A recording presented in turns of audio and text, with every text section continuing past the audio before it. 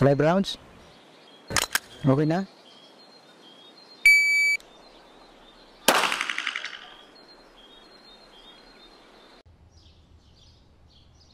Magandang hapon. Welcome to Nabsukom Firing Range.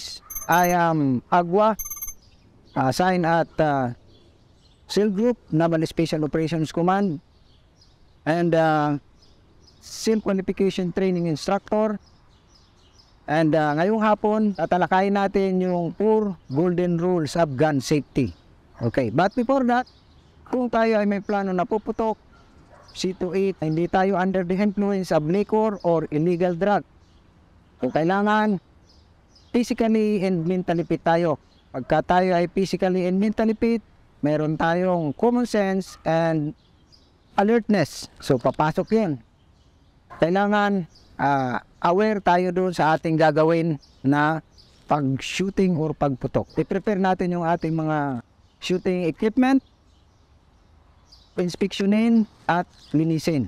Okay, mostly baril, bala, meron tayong iPro and AirPro para maiwasan natin yung mga bagay na makakaabala sa atin pagdating doon sa range. Proceed tayo sa safety rules number 1. Number 1, okay?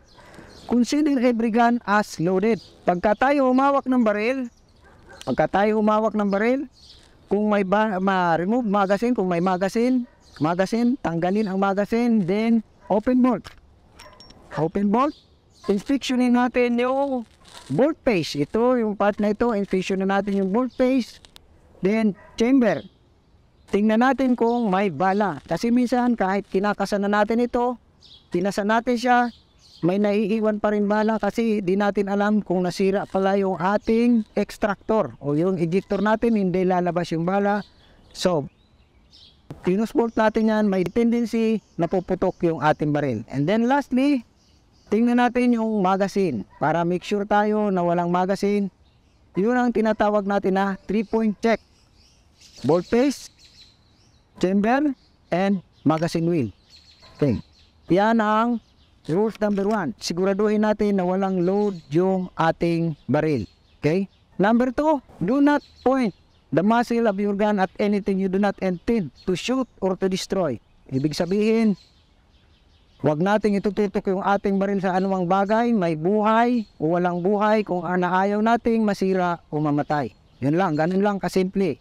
Huwag nating itututok yung ating baril sa anumang bagay, lalong-lalo na sa tao, magkakaroon tayo ng kaso, gun toting. Okay? Then, pagka nasa range tayo, huwag nating i-break yung 180 degrees. Kung nasaan yung target, doon lang yung ating muzzle ng baril, then holster. Okay? Holster, target, holster. Huwag natin i-break yung 180 degrees, huwag tayong pupunta sa kanan, huwag tayong pupunta sa kaliwa. Number 3,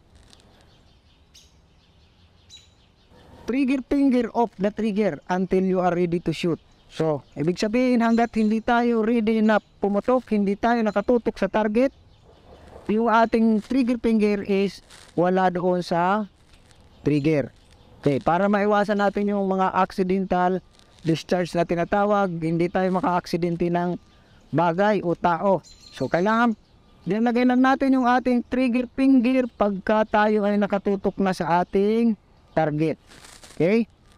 And number 4, lastly, is reassure of your target and what is behind or around it. So, ibig sabihin, kahit nakikita mo yung target mo, clear sa'yo yung target mo, pero meron namang ibang masisira doon sa likod niya, wag nating babarilin. For example, tayo ay nasa labanan, nakikita mo yung kalaban, pero nakikita mo may mga sibilyan na inosente doon sa likod.